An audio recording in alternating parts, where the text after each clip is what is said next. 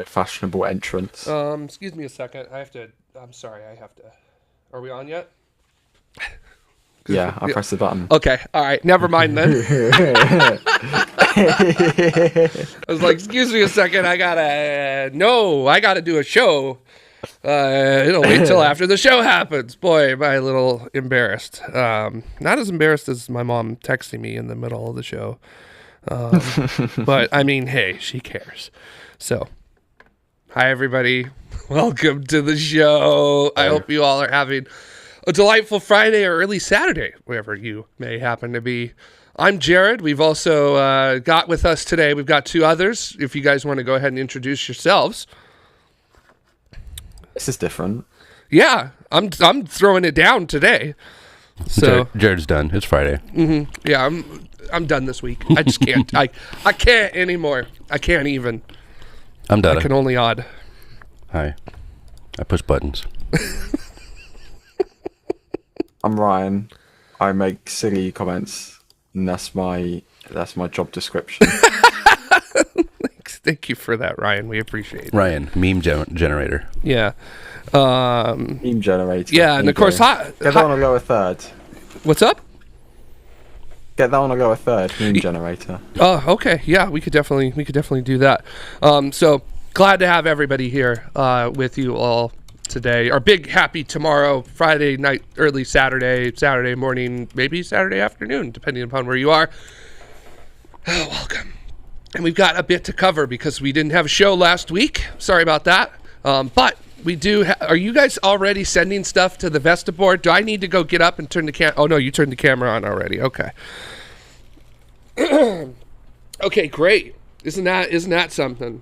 Very nice. All right, that's good. I've completely forgotten. New ultra realistic graphics package. Yes. Our amazing lower thirds package, which is generated in real time. Yeah, when lower thirds doesn't work, go to the Vesta board.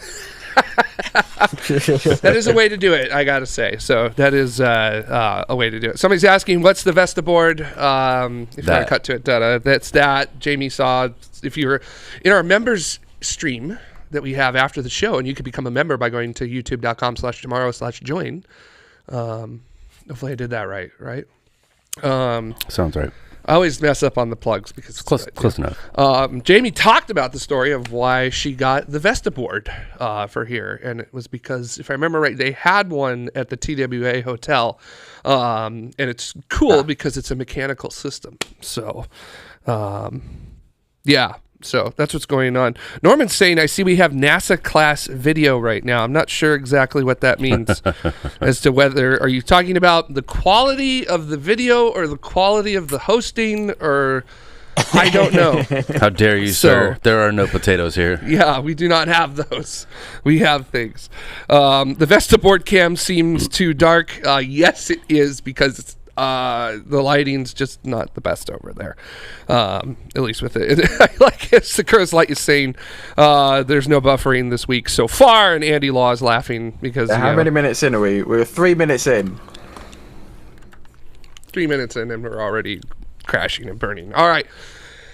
My transition in my mind was, speaking of crashing and burning, apparently some people are at 480p. Okay, well, if you're at 480p, I can't help you there. Unless that's the rain affecting our signal from here at station 204. No, it goes through copper, not... Okay, well, I'll just blame the rain anyhow. I could blame the rain and YouTube. So, 3 minutes 15 late sound like Blue Origin? No. Blue Origin is like 30 minutes late, and they already did the show. Yes. Yeah. So other people are saying that they got to 1080. So whoever's at 480 or 720, need to, maybe you should talk to your service provider, and maybe considering Robert is on a different continent, I think that's a you problem, everyone. So I think that we can't help you if you're at 480p. Yeah, that doesn't sound like an us problem. That sounds like a AUS problem. Anyways. Let's move on. Let's stop ranting about other countries, because this is the U.S. It often doesn't end well when we rant about other countries. Ryan, let's start with what one of the first things that you want to talk about this week. What we got coming out from you?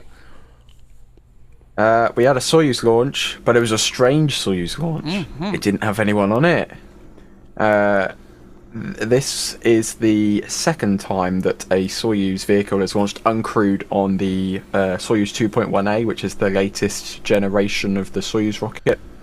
The first one was they were testing out the launch abort motor system to make sure it still worked, because they had some new guidance and stuff on the upgraded version of Soyuz, essentially. This latest one, however, is not, because they were testing out the launch abort. They were sending up a rescue mission to the ISS, because you may remember Soyuz MS-22 had a little bit of a coolant leak and was spewing some coolant out into space, which means it's not deemed safe enough to return home in, ideally, for the two cosmonauts.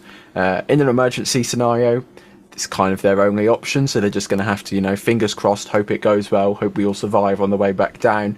Hopefully there isn't an emergency scenario, but this rescue mission, as Roscosmos are calling it, is going to be docking to the ISS shortly, and it will provide a more comfortable means of transport home for the cosmonauts, which launched on board MS-22. Yeah, and man, just a bad bit of luck from Roscosmos with the Soyuz doing its leak, and then just recently Progress springing almost essentially an exact same kind of leak.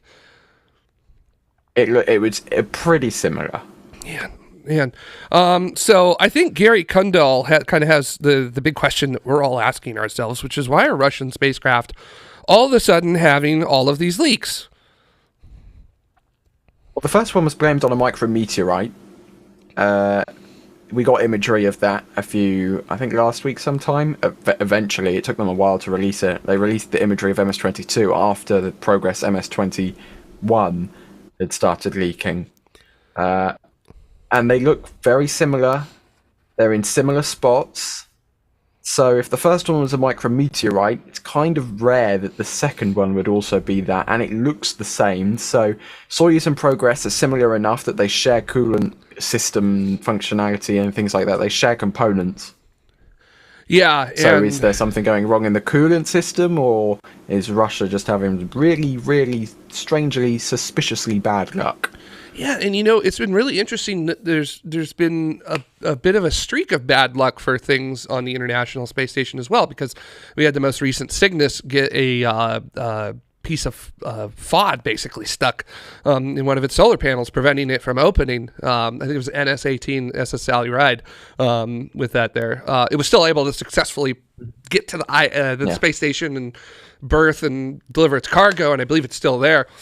But man, it was really like, it's just not a lot that's been going on that's been good up at the space station of late. So at least with the cargo vehicles and the Russian vehicles, so I'm really hoping that like things can kind of settle down a little bit. Maybe focuses elsewhere, not on the not in the main area, if you know what I mean, with recent events and other things like that. So, yeah, we'll have to see. So, yeah, I need to step away from the mic real quick in case you couldn't tell. So, if you could mute me real quick. Cool. Okay, I'm back. So, anything else? Well, actually, I wanted to ask about this with the uncrewed Soyuz. Are they still sending up things on that Soyuz, or is it just, or do they just have like an extra pair of seats, or are they going to transfer the seats from MS-22 to 23? It's going up now. Like, what are they doing in order to assure continuity, and also are they kind of looking at this as maybe like hey, let's throw a couple 100 pounds of whatever in the Soyuz, or is it just purely like, hey, we need to make sure this works, so get it there? Yeah, because aren't there seats like custom formed to the cosmonaut that's going to be seating in them? Yeah, they are. Yeah. So I believe that they have brought extra, like a little bit of cargo up on board MS-23 just because they had the capacity for the launch, and also you want your masses right, so you don't mess with your guidance systems on the main Soyuz rocket itself. And I'm not sure on the seat part. I would assume they're going to be transferring them from 22 to 23. Because that's where the seat molds are, unless they made new seats on 23 for the two cosmonauts. I know that the American seat, Frank Rubio, that's been kind of strapped into the Crew 5 Dragon for an emergency return scenario. I'm not sure if the plan is to officially return on Crew 5 for Frank Rubio or to return on MS-23. I would guess MS-23 is it's a fresh vehicle, and the Crew 5 was a bit of a bodge job, kind of in the. So you have the 4 main seats, and then you have the little cargo area underneath them 4 main seats. It's kind of just in there. It's not the most professional solution to re-entering Earth's atmosphere at thousands of miles an hour. Just a bit.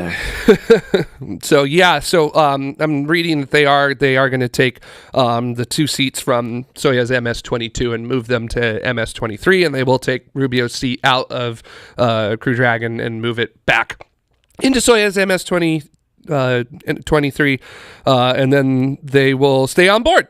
So they're going to stay on board until towards the end of September, 27th of September. So they get an extra 6 months up in space. 6 months that maybe they did or didn't want, or actually, 7, more like 7 months with that there. So sounds like a long. They've got to serve MS-23's mission as well. Yes, and they've already basically delayed every Soyuz crew after that to the next mission. After. So I guess everybody gets a little extra. Training with that as well, but so it will still be the original crew coming back. It's just they'll be on a completely different Soyuz, and I believe that they're going to undock MS-22 at some point and then just have it return and land in the steppes of Kazakhstan like it regularly would, so that way they can look at it. I guess I don't think there's much you can do with the descent module, but some JB weld maybe. Yeah. That's my best guess with that there. So, very fun with that. So, so lots of fun going on there. But glad to see it. Also, I think it's really interesting that instead of the fast rendezvous, they're taking a very, very careful rendezvous, I guess is how I would describe it. So, I guess it's also kind of the standard that for the American vehicles as well. It's not the Soyuz speed run. As we call it. I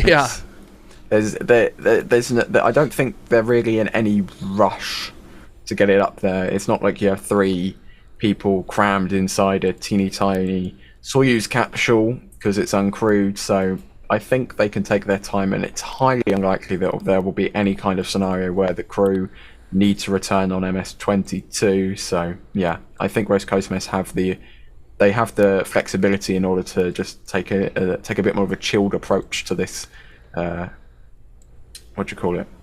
orbital path. Yeah, something like that. Philip Whitehouse is saying that the leak is on the service module, which I believe that is correct, and they don't get that back. So I do know wherever the leak is, they're not getting that part back. From it, and then Eka, it's pretty much as rear as you can kind of get on the service module before it kind of tapers up a bit. So it's kind of in front of the taper on the service module. If you've seen photos of Soyuz, at the end of the service module kind of tapers up. It's the best I can describe it. It's a terrible description, but it's the best that I can describe it. It's like a bell almost, if you will, kind of bell shape. So a really short, stubby kind of lip at the end. Kind of working with that there. And then Eka is saying, actually, I think a really excellent point with the return of the crew, the descent module at least, of MS-22, which is that they can see how the higher temps inside affect it. So just in case this ever happens again, they can actually take a look at the hardware inside and figure that out. So there you go. You can see the little lip on the end of the service module. Out pretty well. Yeah, there it is. So that nice little that white area, which I'm sure helps with thermal regulation, and then the silverish end right there. So the actual crew capsule is the gray part after the neck on the right. Is that correct? Yes. And then there's a little ball on the left. Yeah, and that's the orbital module, if I remember correctly. Mm-hmm. Yeah. Got it. Yeah. So, just another of the continuing strings of recent issues with Soyuz spacecraft or really just sort of Russian spaceflight in general. They had the abort back in 2018 with their Soyuz booster recontacting and not separating correctly. That was also before that. I believe that was when they found the hole drilled. I don't know if we ever found out or will ever honestly find out as to whether that hole really was drilled or not. And the where is the leak in the Russian orbital segment, and then eventually I love the fact that they literally put tea leaves out and found it that way. And then this series or Nyoka as well doing some flips. And then now a series of Soyuz and a Progress getting a little leaky. So a lot of people are saying, is this a symptom of like the sanctions that we're doing on Russia because of the war in Ukraine and other stuff like that? And I think this is just continuing to be a long sort of steady stream of I don't want to necessarily say loss of quality control, because there are some things that Russian spaceflight has been doing very consistently well over very long periods of time that hasn't relented recently. But yeah, seems like the little bits, like the devil's in the details kind of with it there. So so bummer. But yeah, so. Gary has a good point, I'd say. What happened if MS-23 springs a leak? Do they ground all Soyuz flights?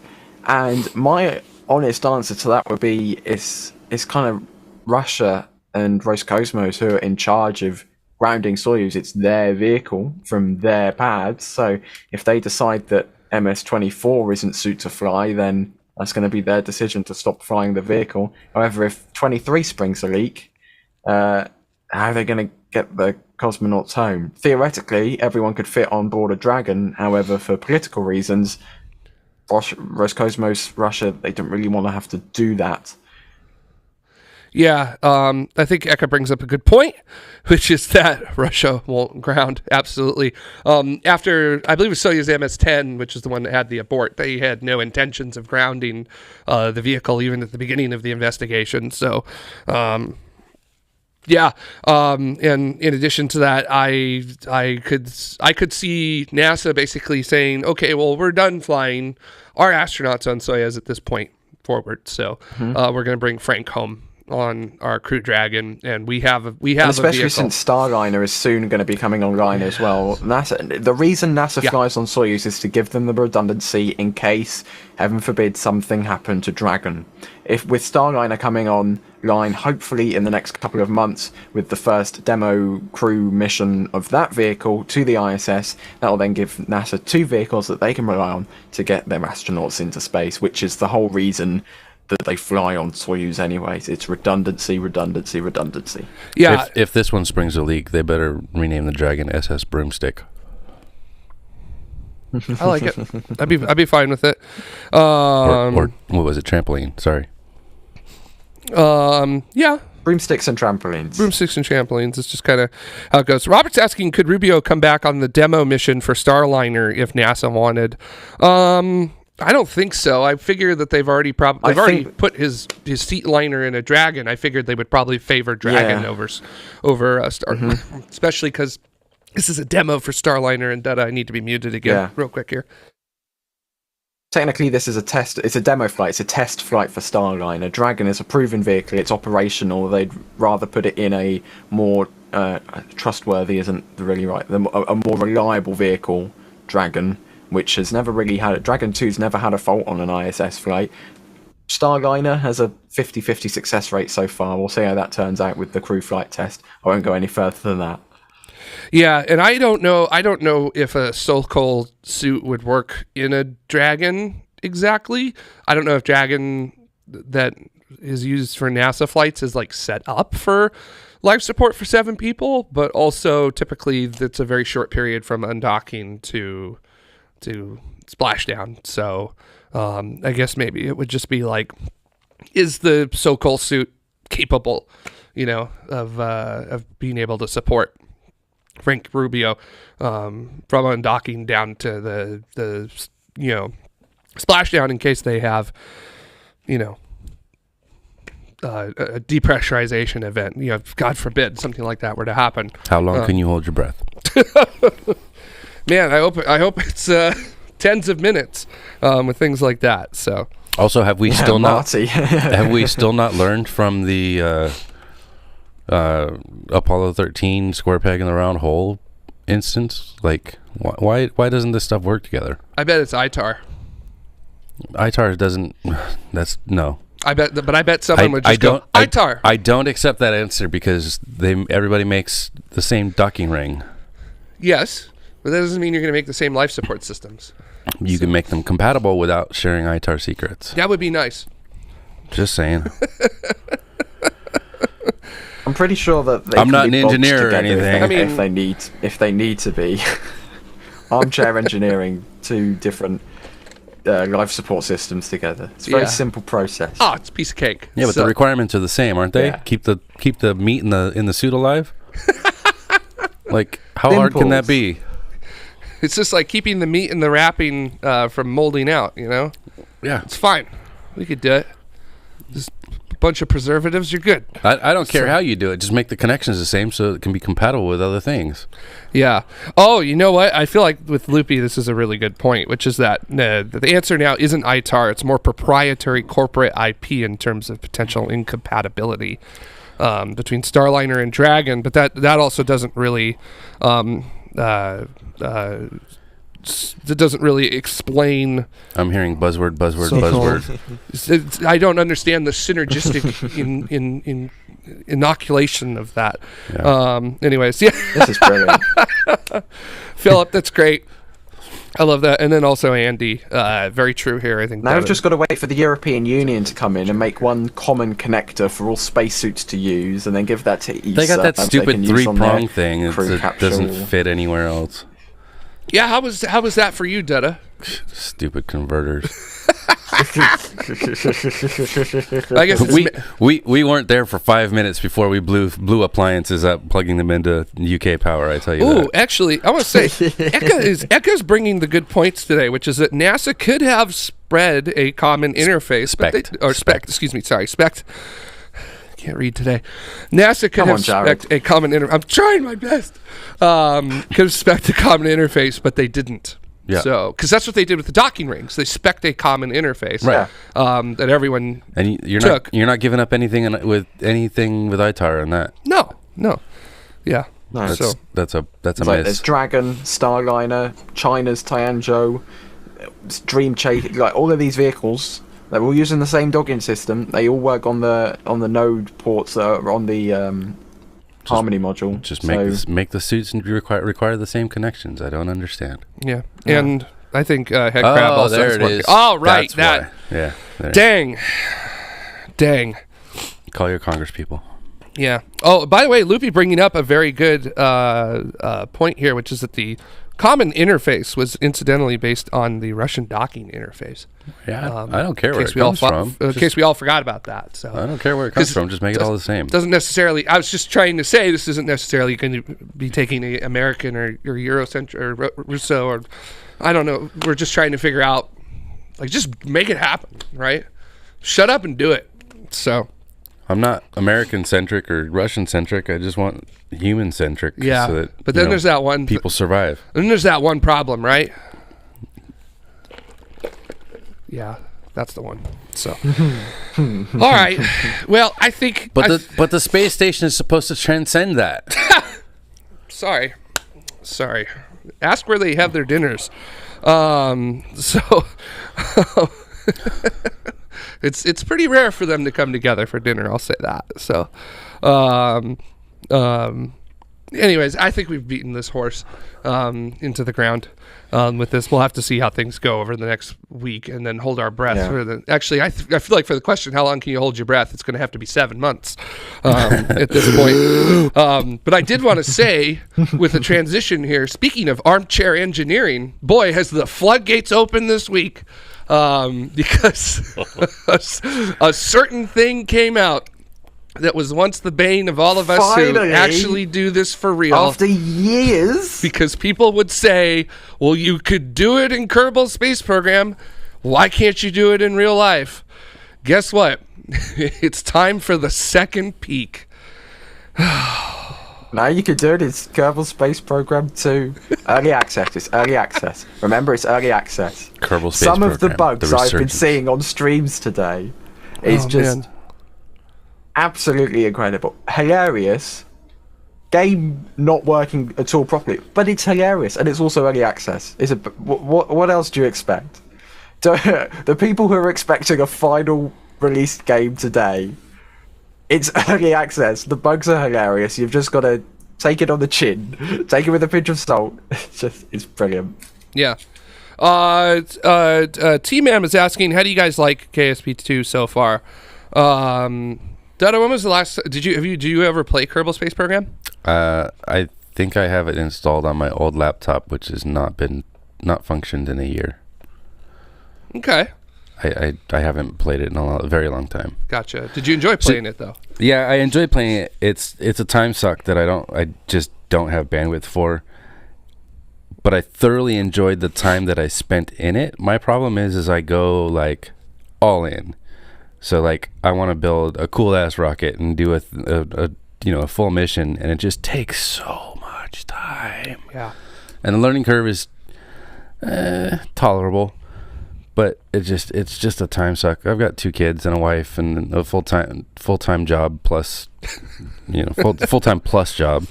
It just takes so much time. I don't have time for that. I was gonna say I think your full-time job also. You kind of don't want to come home and jump on your computer and play with work, you know what I mean? So, like, there's kind of a little bit of that. So, yeah, and Loopy there, it's like, and you do it for real. So, that's a good reason for it. I haven't played KSP in like a decade, so I had it, I enjoyed it, but like you said, Dada, it is an incredible time. All of my time. We get sunk into it. Next thing I knew, it was 3 a.m, and I should have been asleep 5 hours ago. And yeah, it's just kind of one of those things. And let's be fair, I still play Roller Coaster Tycoon from time to time. Yeah. But I can pause that and I can leave it. I don't have to constantly monitor it. It's yeah. Yeah. And then I'm gonna be getting a taste of the real pretty soon with my own space shuttle. With that, so yeah. Yeah. How about you, Ryan? How's your Kerbal Space Well, Program? You're a child. You still play games. I'm a pretty still- avid player of the You still have infinite original time. KSP. I have infinite time. Yes. You still have time But before yeah, the I'm mistakes a- kick in. I play KSP 1 quite a lot. I'm going to hold off personally on purchasing KSP 2 in early access for now. At the moment, from obviously its launch day, there's going to be bugs. I'm just going to hold off on it for the moment. I'm more interested in the new features that weren't in KSP 1, like the interstellar travel, the multiplayer, the actual proper colonies. I think that's going to be so exciting, the new aspects of gameplay. I'm excited for them. I'd rather invest in the game once they've actually come out and approve it and the game's kind of proven itself a bit.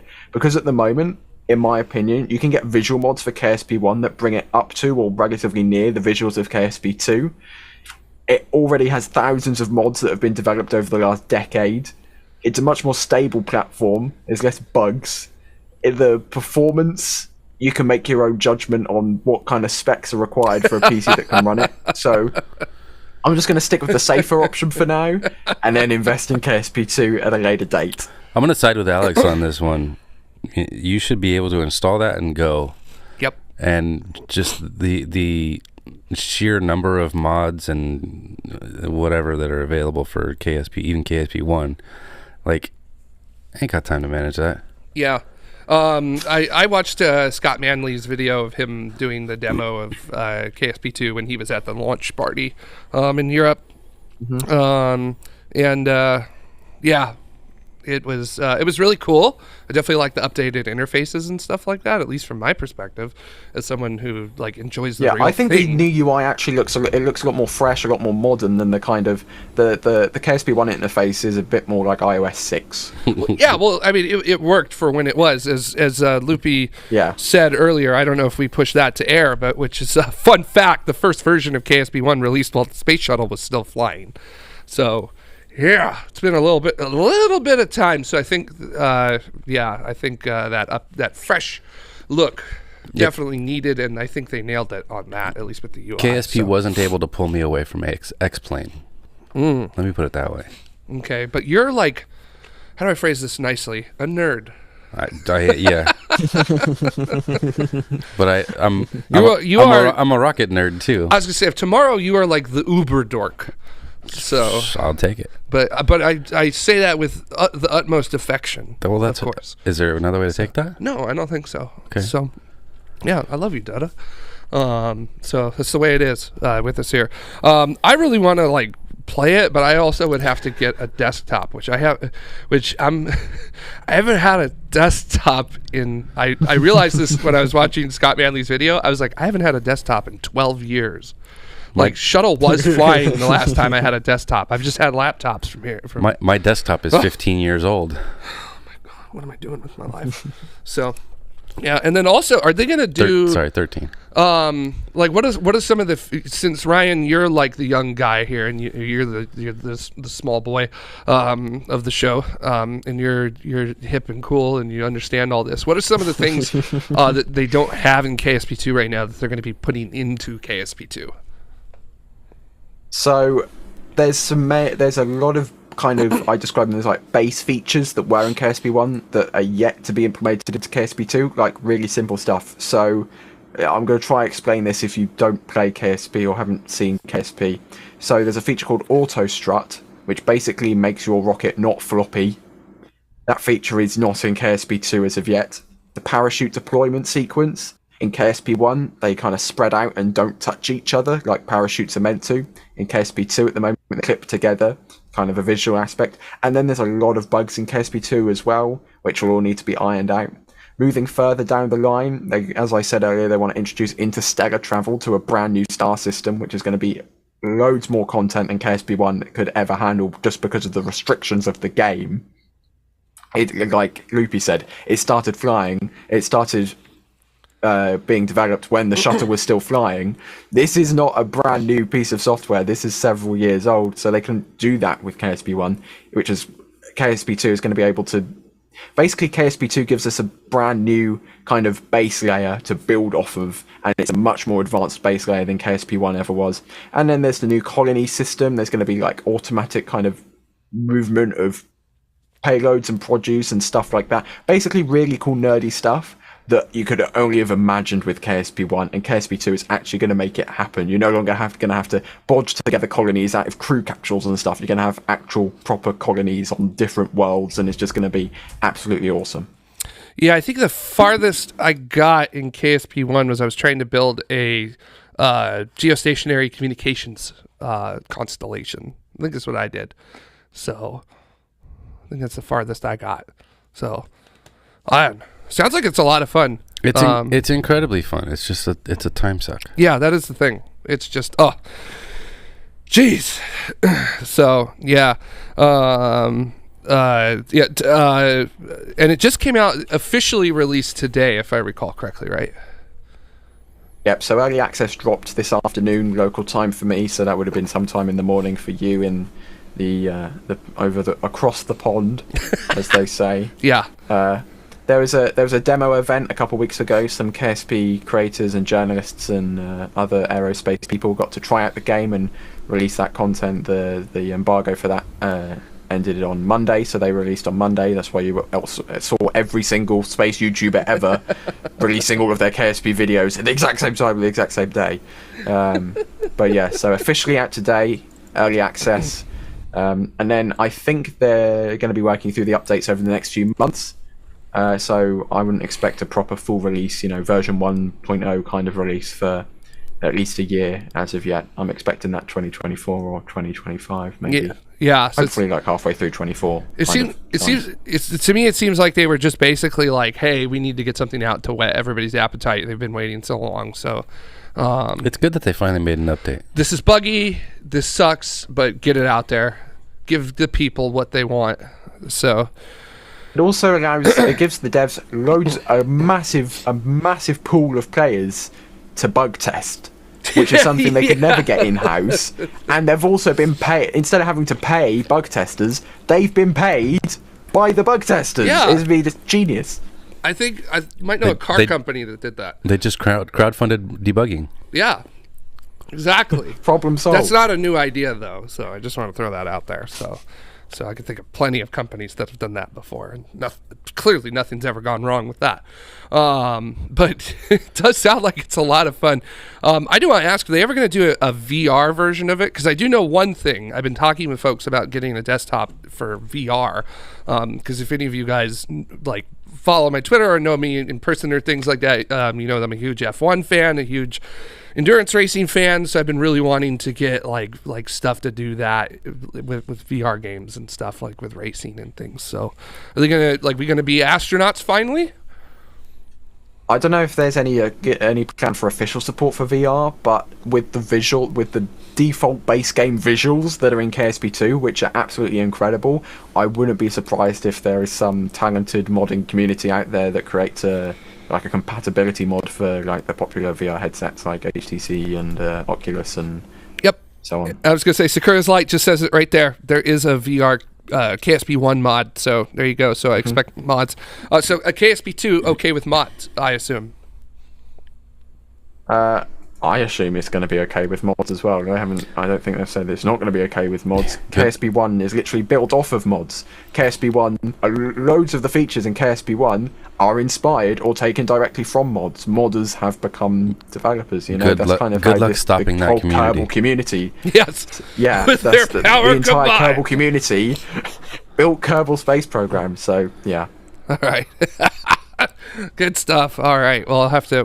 Whenever I get the headset and I plug in, tune in, and drop out, I'll have to. Jared. Make it happen. So. Zach in general has posted the GitHub link for you. Okay. Well, there you go. Anybody Remember else? that. If there are any other folks that have the technology to pull it off, there you go. There's your link. So you got it. So, yeah. And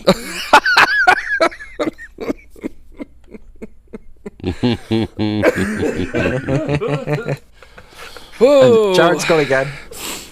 Oh man, that joke almost killed me as much as Chat GTP apparently wants to.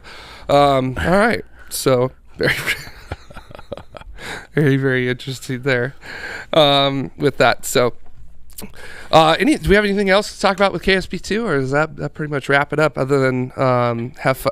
God, little P.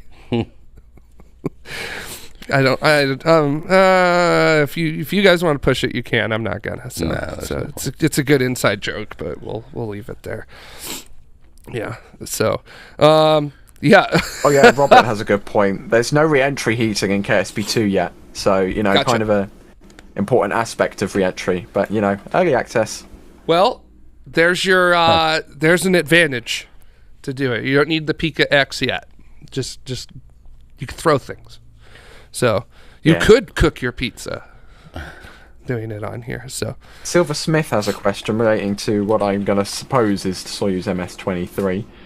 Definitely not just going to bring up the Wikipedia page very quickly. Oh, is that what you're doing tell too? you that because here I am. Docking is planned for tomorrow, 26th of February, 0101 UTC. So essentially in 23 hours' time is when the docking is planned for MS-23 on the Zenith port of the Poisk module. Yep, and then they're going to have to undock it as well on April 6th, which is the planned date, where they're going to move it from the Poisk module to the Prichal module, which I probably messed up the way to pronounce that because Something like that. Yeah, I haven't heard the name of that one in a very long time. So yeah, that was yeah as Loopy has put, appreciate out the orb. We will ponder it with that there. Oh, you guys are making me laugh. T-Man's got it here, which is the Crew 6 hype. That's a good one to just go to. What we got? Crew 6. Yes, 4 astronauts, the names of which I've already forgotten, even though I said them in the news. So 2 Americans, a Russian, and an Emirati from the United Arab Emirates. I got it pulled up if you want me to go for it. So Go for it. okay, I got Stephen Bowen as the spacecraft commander, Warren Hoberg as the pilot. And then I hope I don't mess up both of these names. So Sultan Niadi as the mission specialist 1 from from the Mohammed bin Rashid Space Center. So that's their Emirati astronaut. And then Andre I think it's Fidiev. Andre Fidiev. Like Fidiev. I'll tell you one thing. Something like that. Either the chat room or the comments will slay us in how we pronounce these things. So really cool crew. Glad to see that we're having a cosmonaut fly on it. Also glad to see more players like UAE jumping in and making that happen. So because I'll find my pronunciations that I wrote out in the news script real quick, and then I can not offend an entire nation. Usually I write things down. Right. Usually I write down people's names phonetically, but didn't have that ready to go this time. So. Yeah. The Russian is Andrei Fidiev, and the Emirati is Sultan Al Niedi. Perfect. There you go. Excellent. Thank you so much. So, well, there you go. Crew 6. Very exciting. And that's going to be taking place on Monday, I think. Okay. So that would be the 27th of February, 0645 UTC. So get yourself up early if you Early have to morning get up start. early. Yeah. Or I could just stay up and watch it on Yeah, Sunday but that's less evening. fun. What do you mean that's less fun? I can have a beer while watching it You've or got something. weird time zones. Oh, we have weird time zones? Yeah. Imagine not literally being in the middle of the earth. Well, I don't want to be in the middle of the earth. That'd be a really bad place. Do you find time zones weird because you have only one? Ouch. You have 2, because we have daylight savings as well. That's not a time 3. zone. That's a That's a dumb artificial idea. construct. Well, okay, if you want to count all British territory time zones, why don't we just go a bit south? Oh, look, Gibraltar. Oh, that's an hour. Let's we go to the conquered everything. We've got that's 24. -3. I don't, Ryan. Don't ever pull up the "we conquered everything" bit because it just doesn't end well when you look at history. So, just throwing that out there. So, Yeah, that's an argument. Go with that one. Don't do that. Don't try to claim Australia either. So they're like the lost cousin at the really great party. So anyways, The fun cousin. yeah, the fun cousin who's been lifted up on everybody's shoulders having a great time. So or something like where are we going with that? I don't. If we're officially off the rails at this point. I don't know what's going on anymore. I'm lost. Roll the slates. Yeah, roll. Is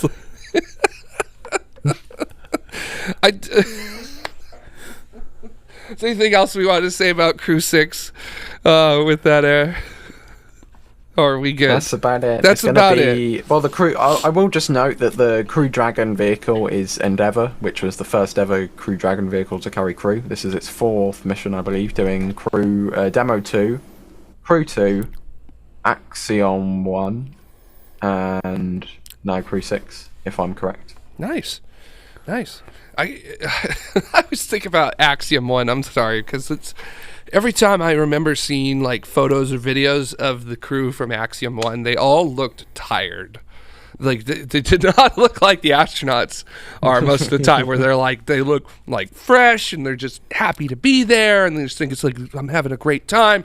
Those guys, they all looked really tired, and man, it's just.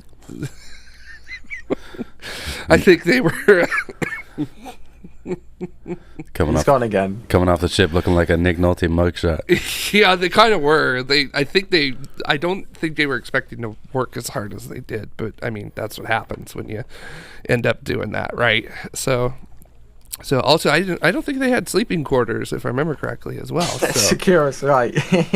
What happened? This is a brilliant comment. It says I've been pooping in a bag for a week. Not on the ISS. Hopefully not. Why, did the toilet break while they were up there, or? Anybody? No idea. Anybody? No Okay. idea. So we know. Right. So there is no official tracker of toilet function on the ISS. Unfortunately not. I feel like that should be There's how many people in space.com. I don't know that there's is the Russian toilet working.com. Well, if there is, there should be. So because you can't make a Twitter bot for it anymore because that's not allowed.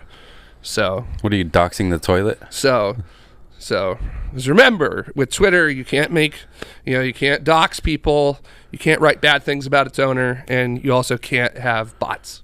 So, because bots are apparently inherently bad with things like that. So, I'm glad that some of the bots I followed are still on there, but I'm not going to say what their names are. So, to protect the innocent with that. So, actually, Stephen, really good point here, which I like that one. They're not assassination coordinates; they're poopination coordinates. So maybe we could fund a button to put on the toilets up on the ISS that says, "Are you pooping?" and the astronauts can push yes if they're using it or not. That way, it'll update. So it doesn't have to say who it is. Live toilet telemetry. Or anything like that. Just a website with like 2 views of the the bathroom doors on airplanes where it comes up and says occupied or vacant. Yeah, unless you're on an A220 and then you're just like in the bathroom for the whole flight because there's a window in it. So I don't understand why they set up that toilet to not face the window. So like, come on. Nobody is going to use that thing Then sitting the toilet down would have to anymore. be in front of the door. Then you'd No, have it to walk doesn't. over the toilet to get in the bathroom. No, it doesn't. Oh my God! Come on, people, get it together. Maybe we could do this with Jamie's airline thing that she wanted to do. Which, if you were a TMRO member at youtube.com/TMRO/join, you could become a member and have heard that in the member stream last week, like I'm doing right now. It's gone again. Yeah, I'm trying my best here, okay? Zapfan saying, can Curiosity still tweet? Because yes, but only for $1 million a year, apparently. Just like everybody else that isn't real that can tweet. Anyways.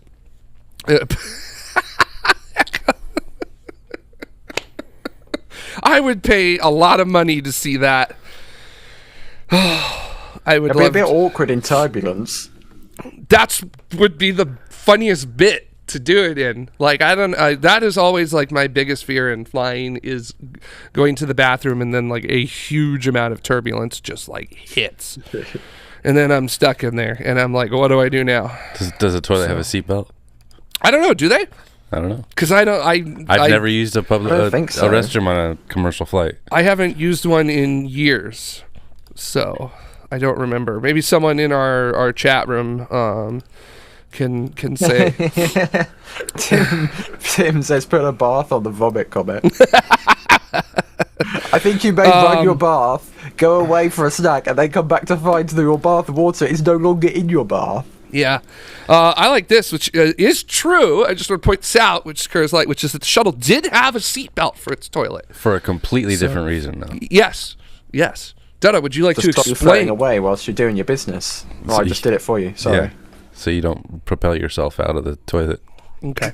Yeah. There were also foot things as well. Stirrups. I guess what they're called. I didn't know if there were straps for those or not. I can't remember that.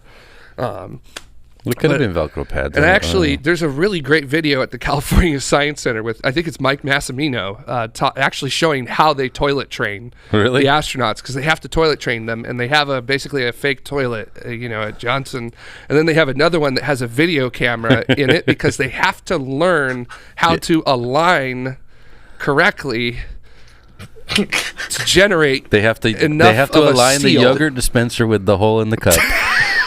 It's not what I was going to say. But they not have an automated docking system That for is the the space worst. toilet. No. Oh my God. That was all developed in the 70s, man. I don't ever want to hear that from you again. Dada. Read Mike Mullane's book, Riding Rockets. He goes into explicit detail, and it is hilarious and fascinating. God. Is that the one where he revealed that the engineers asked Sally Ride if she needed 1,000 tampons? Yes. And it was very much like, boy, you all are married. So, yeah. Yes. Excellent. Thank you so much, Tim McConnell. Thank you. That, with that there. Also, Larry King, I like that one, which is a hole in one. Mm-hmm. Zap fan, I assure you they do not do that with the camera. They keep their pants on while training for that, but they do essentially. I think they said they put a mark on whatever pants are being used, a removable mark, and then you essentially find your position and you work with it so much you get the muscle memory to sit down correctly on it. Space travel is glamorous, isn't it? So it's the future we all want. Yeah, it's the future we're all gonna enjoy. If you guys are going to Mars, y'all better be ready for it. That's all I'm going to say. So, baths will be a thing of the past. So, all right. Do y'all got anything else? Because if not, I got a really cool thing that happened. A really cool thing that happened. Yeah, like a really cool thing. Let's see a really cool thing. You want to see it? Yeah. Okay, here it is. This was I think it was last week, just before our show. Which, I mean, you could be standing outside very innocuously. Whoa, what the heck is that thing? That is a... Oh, did you... Oh, that... I'm sorry. I thought Dutta was going, wow. It turns out Dutta was just blowing his nose. Sorry about that, Dutta. But that is a fireball, or almost a bolide at that point, from a meteoroid that was discovered before entering the Earth's atmosphere. It was discovered with enough time that we actually were able to give it a provisional name, 2023 CX1. And then in addition to that, it was also discovered with enough time that we were able to figure out where it was going to enter the Earth's atmosphere. And it was going to do it straight above France in the English Channel. So a whole bunch of people saw that news story, and a whole bunch of people went out and they actually filmed it. And this is probably outside of Chelyabinsk, because of insurance fraud in Russia, with everyone having dash cams. This is probably maybe one of the most documented meteoroid falls, or actually at this point meteorite falls, because we have found a little bit of material of this, if I recall correctly, that we've ever seen. So this was super cool. This is the 7th time that we've actually predicted something entering the Earth's atmosphere before it did. So this was really cool. Ryan, did you go out and try to catch it? Well, my window actually faces south, so I did keep an eye out, but I didn't see any flashes in the sky or anything, and I was a bit too far north out of the, like, they published like a ring of like where you could see it. I am in the south kind of half of England, but I'm too north in the south to see the south part, so yeah, I couldn't see it. But yeah, there's loads of cool video footage of it. Yeah, I was going to say, online. I've got a video right here from this north of France, really close to the coast where it was at, just to show you how bright it got. It was almost as bright as the sun at certain points on atmospheric entry, but it was about 89 kilometers up when it began to start to heat up, or the point where you could actually see it. Then at about 29 kilometers, it blew apart. 28 kilometers, it was done with its heated portion of entry, and then it just did what we call dark fall from that point on, which is that it's still entering the Earth's atmosphere, but it's not heated up enough anymore so that you can actually see it. So yeah, entry speed about 15 kilometers per second. Entry angle anywhere from 45 to 50 degrees. They're still working on that, but wow, what a great catch by these guys. And like I said, this is the 7th time we've ever predicted anything entering the Earth's atmosphere ahead of time, where we had enough time to actually catch it. This is about roughly 3 meters in size. So I guess just for some perspective, when I'm standing up, I'm 1.9 meters. So I'm like 2/3 the size of this thing. So not big, small enough that it's basically harmless. It's going to burn up in the Earth's atmosphere. So yeah, they did report sonic booms and other stuff on the coast of France, up near Normandy in that area. So yeah, just overall, like, this is a really good catch, and then really great of all these people to be out and about. I mean, most of the people that filmed it ended up doing so because they were intentionally out there to catch it. So pretty cool. I've got this final video. I don't know if it will pop up all that particularly great with it there, but you know, it's pretty cool. I really appreciate QuickTime putting the video controls in the bottom right there, and then not getting rid of them. Thank you so much, QuickTime. I appreciate that with it. But yeah, look at it. Here it comes entering, and it's going to get bright, and then finally it's just going to explode. You know, heating, find the compressional heating from the air in front of it finally just reaches a point where it overcomes the material and it makes it detonate. Bummer. So, but such is the life of this. So yeah, stuff like this literally happening every day here on Earth, but it's very rare for us to have that heads up with it. So yeah, that was really exciting with that. So that was my little exciting astronomy plug, because Jamie's not here, so I could talk about astronomy. That's really cool. Yeah, I figured that was a cool enough story that even if Jamie was here, she would probably still let me do that. Solar Smith has a question. Green color means iron, right? No. Copper. No. The green color is actually mostly the Earth's atmosphere being lit up, and that's the combination of nitrogen and oxygen. So, in case you're wondering. It's not copper? No. No. I don't know if anybody has actually determined what it is yet. I will jump on Wikipedia real quick. Green fire is copper. Yes, so green fire is copper, but this is plasma, which is different. So in case anybody wanted to know. So I don't know the physics of plasma. I don't either, but I know that it's different. So fair enough. So that's kind of how it goes with it. I know green comes from the combination of nitrogen and oxygen, and you can also throw a little carbon in there as well, because sometimes we see that with comets, like the green comet, which nobody got to see. So you know, I'm just kidding. People actually did get to see it, but boy, did they have to go really far away to get it.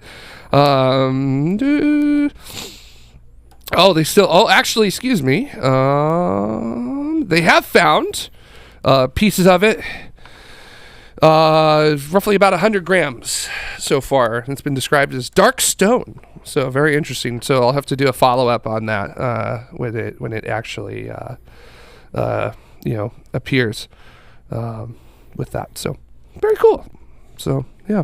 God. Apparently also it was about 1 meter in size. So pardon me, it was about half my size. So there you go. Getting a little correction and on now, that there. And now it's just 100 grams. Don't you wish you could lose weight that quickly? Oh man, that'd be great. That'd be so great. Just wouldn't send it? you through the Earth's atmosphere at 15 kilometers per second. You'll be fine. Yeah, it'll be perfectly fine. So we could do it in Kerbal Space Program too. Yeah. We could right now. You wouldn't lose weight though. HSP2 that's doesn't have any re-entry heating, so it won't work. Yeah, that's true. That's true. I don't want to lose weight through re-entry heating. That's not a good way to do it. So I don't recommend it. So all right, but I think one thing I do want to recommend is that we thank all the folks who help us out here at Tomorrow by helping make the shows at Tomorrow possible. And boy, do I hope that we do have NeuroStream starting off with our Tomorrow Model 33 Plaid Pro Plus. NeuroStream, thank you so much for helping us out. We appreciate it. It's every little bit helps. And then after that, we have our Escape Velocity members as well. These folks have access to a channel in our Discord. Our Discord is free, which usually we have our Discord in the description of our shows, so you could join up on it. Sorry, I'm losing my breath right now trying to talk about stuff. But these Escape Velocity members, they get access to our special Escape Velocity channel in our Discord, which for the past week, you could have basically seen us quietly discussing who was and was not going to be at the show here, with all 4 of us saying that we were going to be at the show and then 3 of us showing up. And Such is rocket life. Yep. Welcome to aerospace, everybody. Everybody's always asking, is Jamie okay? Is Jamie here? Yes, Jamie's fine. Jamie is obviously still, full support of the show. It's just that there's this very interesting thing called a aerospace company involved in her life that may take up a lot of her time. There's also our Tomorrow Orbital members. These somebody take it. I'm losing my voice here real quick. Go ahead, Ryan. What was Jared saying? Oh, Orbital. These are, Jared's part of the Orbital members actually, so he's still on screen. How fantastic is that? That's the Orbital, everyone. Thanks for I've never done one of these before. I'm not very good at these. Jared, there you go. You can have it back now.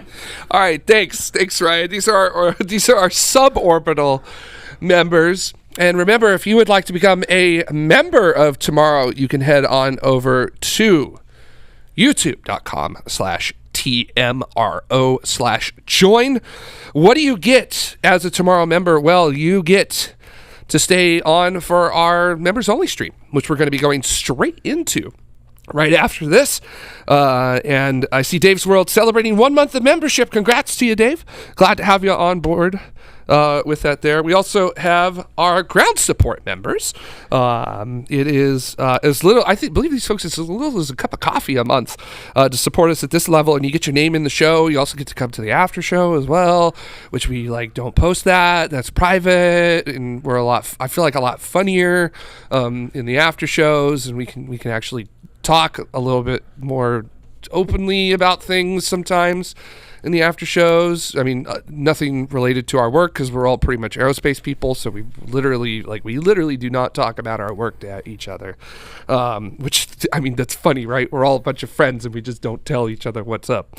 I have no idea what you're doing there, Dutta, but it's okay.